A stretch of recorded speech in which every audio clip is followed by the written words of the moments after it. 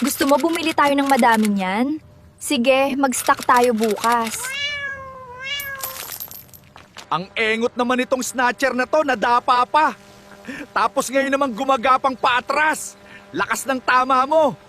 Tay, anong oras na po? Wala pa rin po si nanay. Ano Mare, masakit ba ulo mo? Tara, sundan na agad natin yan ng beer para mawala. Loko ka talaga, Mare. Teka, nasan yung mga alahas ko? Bakit parang nawawala? Tininabi mo ba, Mare? Ha? Ha? Nagbibiro ka ba, Mare? Nako, wag kang ganyan, ha? Bakit, Mare? Ano ba nangyari kagabi? Aba, pinagyabang mo na madami ka pang alahas at ginto. Kaya pinamigay mo sa amin yung dala mo. Ay, ganun ba? Sige, hayaan mo na. Hala, umaga na pala. Yari ako kila Emmanuel. Alam pa naman nila nagbago na ako. Oh, sige na, alis na ako. Bahala ka na dyan maglinis, ha?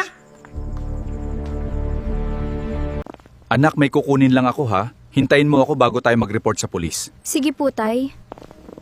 Anak, pasensya ka na at ngayon lang ako nakauwi. Takot na takot kasi ako. Nay, bakit po? Ano nangyari? Kasi anak, nung pauwi ako may mga lalaking sumusunod sa akin tapos bigla akong hinarangan, kinuha nila yung mga alahas at pera ko. Pero bakit ngayon lang po kayo umuwi, Nay? Natakot kasi ako anak, baka sundan pa ako.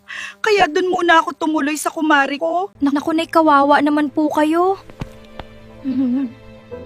Nasaktan po ba kayo? Hindi naman, anak. Oh, mabuti naman at nakauwi ka na. Hindi na namin kailangan dumaan ng police station para mag-report sa'yo. Total, nandito ka na rin. Aalis na muna kami ni Ana at may lakad pa kami yan. Sige, Emmanuel. Ingat kayo. Dito na po kami, Nay. Mabuti na lang at nakaisip ako ng palusot. Sakto, wala sila. Mahanap nga kung nasan yung mga ginto. Parang may iba akong naaamoy kay Nanay Dolores. Ang sakit-sakit sa ilong, ano kaya yun? Sana malapit na matapos yung pinapagawa nating bakasyunan, anak. Sana nga po, Tay, para makalanghap tayo ng sariwang hangin. Nagdala na rin pala ako, nak, ng pera para lalong sipagin yung mga gumagawa. Sige po, Tay, para tulong na rin natin sa kanila.